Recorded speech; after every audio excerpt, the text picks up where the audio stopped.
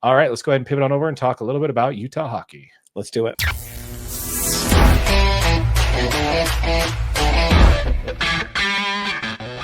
All right, man. So as is customary as professional sports fans here in Utah, we are on the outside looking in of the playoffs, and that includes the Stanley Cup playoffs for the first time, by the way. So that's actually exciting. We're missing out on the Stanley Cup playoffs here in Utah. I never thought I'd say that, but here we are, a year removed from us finding out that we're having a team, and here we go. Look at that. Yeah. In the case of Stanley Cup playoffs, before we talk about your Utah Hockey Club, I do want to point out something that I thought was pretty weird. Okay. It's a stat that I came across today. This is the first time since the NHL was created, all 4 of the U.S. original 6 teams are missing the playoffs. Really? Yes. You got the New York Islanders, the Boston Bruins, Chicago Blackhawks, and the Detroit Red Wings. And they're all missing the playoffs. Huh? All Blue Bloods, all missing the playoffs. Wow. For the first time. It's crazy. Right? The only one I really cared about was Utah hockey, so it's fine. Yeah, just something I came across. I thought that was pretty cool. So when it comes to that there, let's go ahead and jump into, before we get into the content there, let's go ahead and talk a little bit about the channel that we developed specifically for your Utah Hockey Club. We have Utah Hockey DNA. This channel, again, dedicated to all of our Utah hockey content. All of our content on your Utah Hockey Club will be posted here first. So if you have not yet and you're watching this on DNA Sports Recap, check it out in the comments down below. Sorry, in the description down below. A link to that channel would be listed down below. So check it out. Check it out. And again, once that channel hits 1,000 subscribers, we'll be giving away a Utah Hockey Club jersey. So be sure to subscribe to the channel so you don't miss out on that giveaway. All right, man. So let's go ahead and jump into the first subject what we're talking about here, which is going to be the offseason, man. So this is, again, speaking to the fact that we are no longer playing hockey games right now. Nobody's on the ice. And we're having exit interviews being dropped around right now. Which is crazy because Rise are doing that. They're tearing the seats out, but we'll get into that here in a minute. Yeah, absolutely. So Armstrong is probably not sitting idle. Most likely he's scheduling meetings with coaches and scouts. He's probably planning a trip to the IIHF in Sweden, which is their the tournament, the world tournament is going on next month starting May 9th. So yep, all the good stuff happens there. Yeah, so he's probably going to be checking out some talent over there and doing some stuff. He had his exit interview, by the way, with the lower bowl seats being ripped out behind him, which I thought was pretty crazy. Talk about a team, that we talked about how this team is right on track with the rebuild, and he also talked about the renovations and also a little bit about the team name. Yeah, I mean, and it's kind of funny because his team name, he was pretty blatant about it right out the gate. Like, if this is the info you're here for, you can leave now. Did you see it in the interview? Yeah. He's just like, yeah, no, we don't got anything. So if you're asking those, you can leave now. Yeah, it's good times. Good times. Yeah. But I mean, he did give us an update on the Delta Center renovations. Obviously they're going through the whole renovation. It is really cool to think that this could potentially be the first ever like dual purpose basketball hockey arena made specifically for those two sports, right? Because there's been some of those massive stadiums back east when they had these super domes that they'd use for all of them, but like right, football, basketball, baseball. Yeah, they'd use them for everything, right? But like this one is, I mean, going to be tailored specifically for basketball and hockey, and it's going to be right here in Utah. So we're going to get a firsthand look at it. There is some really cool content that's going to start coming up as far as like how the renovation's going, what it's going to look like. And, some of it helped that when they released the seating chart for next season and the season tickets, they showed that you will have access. There will be seats behind the goals, which is awesome. Which is awesome, right? So then they're obviously going to get the end goals, all those sight lines fixed this off season, which is really cool. And they also mentioned that they are trying to maintain that whole intimate on top of the floor or top of the ice type feel, which is good to hear. There's no way you're going to actually do that, though, and still maintain what they had this year. So hopefully you got a chance to see a Jazz game this year because there's two things that are changing that are no longer be the same. We'll get into that next segment. But yeah, man, I think it's really awesome. And I think it's good to hear. He's talking about the renovations and how everything's on track and also about the names there, which are we still thinking it's going to be Outlaw? Is that what we're still thinking? We're going Outlaw, man. I mean, Outlaws. Outlaws, yeah. Which unfortunately is plural, which kind of sucks. We all know how Darren feels about plural. It just sounds dumb, man. Utah Outlaws. At least it's not Utah Mammoths. It's just Utah Mammoth, So, it's just, I'm sorry. It just doesn't sound right. It sounds corny. Correct me from the comments if I'm wrong on that one, but I'm pretty sure I'm right on that one. But yeah, man, I don't know, man. It's super exciting to see what this team's going to do in the offseason. We spoke a little bit about it last year. But again, speaking on exit interviews there, Michael Carcone basically flat out said that he won't be back with Utah Hockey Club next year. Did you hear this quote? Yeah, absolutely. I did see that quote. And I mean, in that interview, he kind of expressed some frustration with his role and his limited playing time. I mean, this guy played in 53 games this season. I mean, he had 19 points. He was pretty buried in the depth chart. So yeah, this is a guy that you're not going to be super upset about him leaving. He is a veteran, but he is an unrestricted free agent this year.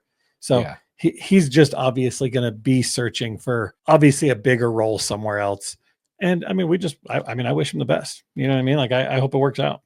Yeah, no, I'd have to 100% agree with you on that one. I wish him the best. The quote that he came out with was, and I quote here, spoke with the coaching staff and management, and I think we are going in different directions. I don't think we can agree on anything. So basically, he's leaning towards that he wants more playing time, like you mentioned, being in the further back on the depth chart. He wants more of it, and Utah Hockey Club wants to give the ice time to someone else. He did say that he loved his time here in Utah, but is looking to get back to that 20 goal a year type player, and that's probably not going to be here. Right.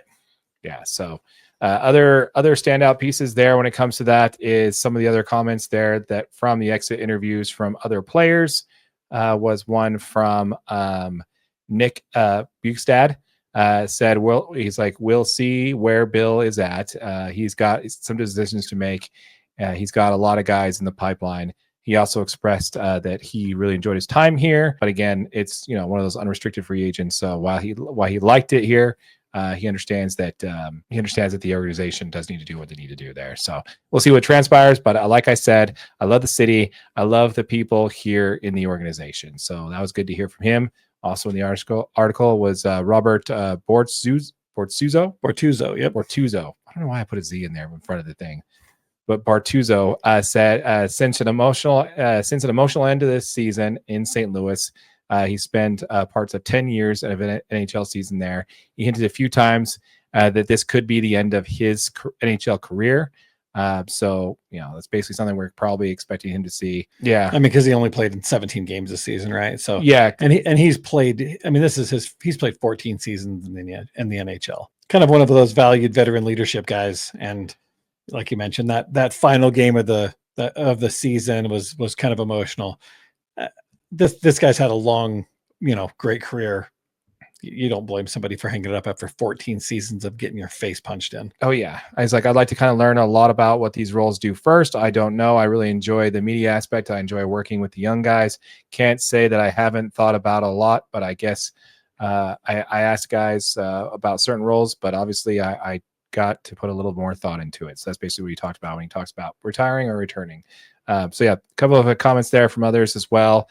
But it's simply put there. Yeah. I mean, I just think, to kind of close this one out, like this team is going to be very much focused on like internal evaluations this season. They have a lot of really young talent. They got a lot of really good talent in the pipeline. And that's actually going to give some of these younger guys some of the uncertainty going into this, especially as, unrestricted free agents.